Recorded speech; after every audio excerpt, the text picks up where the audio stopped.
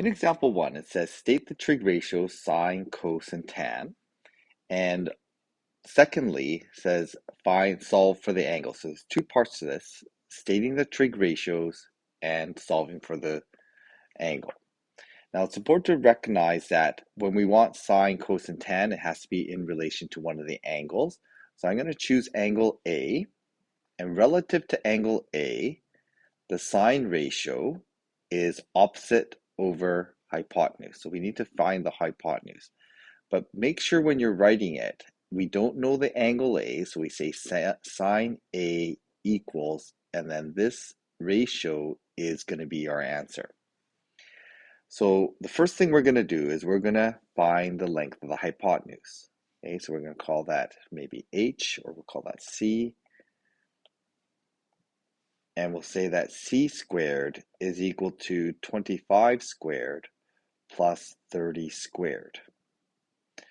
So 25 squared plus 30 squared equals 1525. Solving for C, we're just going to leave that in the square root form. Now that we can simplify these radicals, we can simplify that by dividing the biggest perfect square out of 1525. Well, 1525 divides by 25, so we end up with 5 on the outside, so the square root of 25 is 5. And then what's left over when we do 1525 divided by 25 is going to be 61. So 5 root 61 is going to be the hypotenuse that I'm going to use. And we're just going to leave it in the radical form. We don't want to use a decimal here. So now that we have both sides for sine, the opposite and hypotenuse, we're going to write the opposite on top. So katoa. So is opposite over hypotenuse is going to be 5 root 61. We can leave it like that, but we can also simplify it to 5 over root 61. So 5 and 25 share a common factor, so we're going to divide out that common factor. For cos, that's going to be cosine is adjacent over hypotenuse. Again, we're going to write cosine of angle A. Okay, we don't write cosine and then the ratio. We write cosine of angle A equals the ratio. The ratio has to go on the other side of that equals. So it's adjacent to angle A, which is going to be 30 over hypotenuse. That's 5 over root 61. That's going to simplify. 30 and 5 share the same factor of 5. So we're going to divide by 5 to get rid of the 5 in the denominator. So we get 6 over root 61. Lastly, for tan is toa. So tan is, okay, so again, we're going to write tan angle A first. Okay, we don't write tan ratio, we write tan angle A equals the ratio. Opposite over adjacent is opposite of A is 25, adjacent or next to is 30, and that simplifies to 5 over 6. Okay, so this calculating part, we need to calculate the hypotenuse. Sine, cos, tan, we're just stating the ratios by writing the ratios. We're not going to do sine and then use our calculator on the ratio. Okay, we're just going to do sine A equals, and then our fraction is our answer. Where we need to use the calculator is in the last step here. So when we talk about solve for the angles, that's when we use our calculator. Now, it doesn't matter if we use sine, cos, or tan. I'm just going to choose the first one. Actually, I'm going to choose tan because tan is just easier numbers. If tan A equals 5 over 6, the inverse tan or the arctan or the second tan, now we can use the ratio as an input to the function, and the output, the equals part of this, is going to be the angle A. So when we type this into our calculator, we're going to go second tan of 5 divided by 6. That's going to give us the angle A, and angle A works out to be 39.80 degrees, or I'm going to round that to 81. degrees.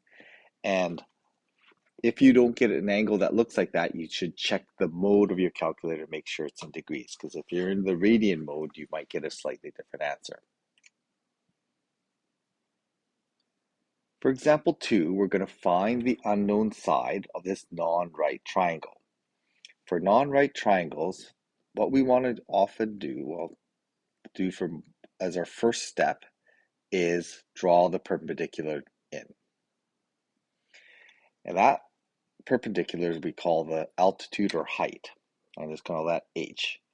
And using that, we're going to find the side A. And that allows us to do this because now from this non-right triangle, we have two right triangles, one on the left and one on the right. So the one on the left here we can solve, and there's also one on the right here that we could solve.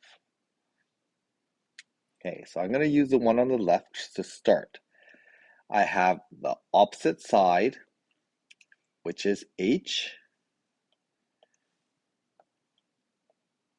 over the hypotenuse, which is 15. That's going to be the sine of 65 degrees. So 65 opposite is H, hypotenuse is 15. And we cross multiply to find the hypotenuse, or sorry, not the hypotenuse, the height is going to be 15 sine 65. 15 times sine 65, we work out to be 13.59. We'll just round that to 59. Okay, so that's the first part. We have the height. Okay, so the height is equal to 13.59. That's the most important measurement in this triangle. From that height, we can work out the length along the adjacent side here. We're going to call that x.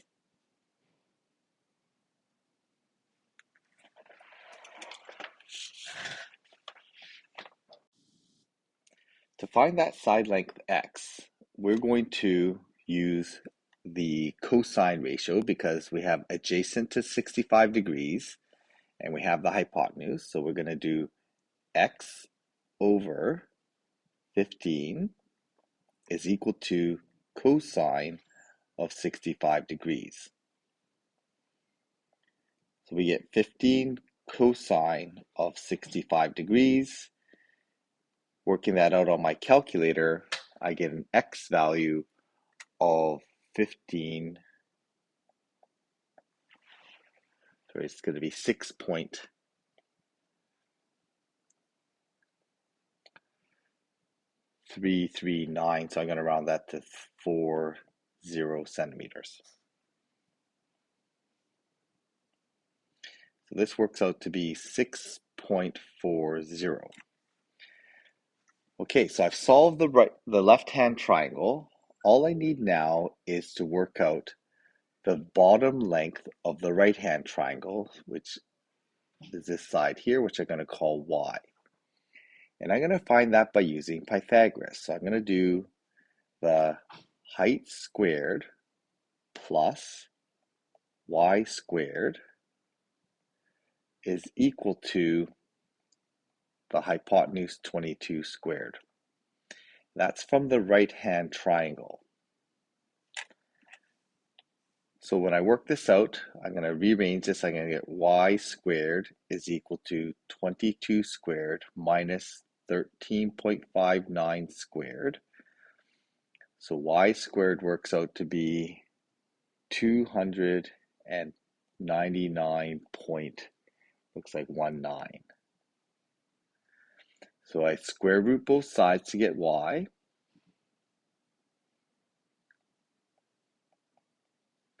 And that gives me a value of approximately 17.297, or I'm going to round that to 30 centimeters. And that is my length for y.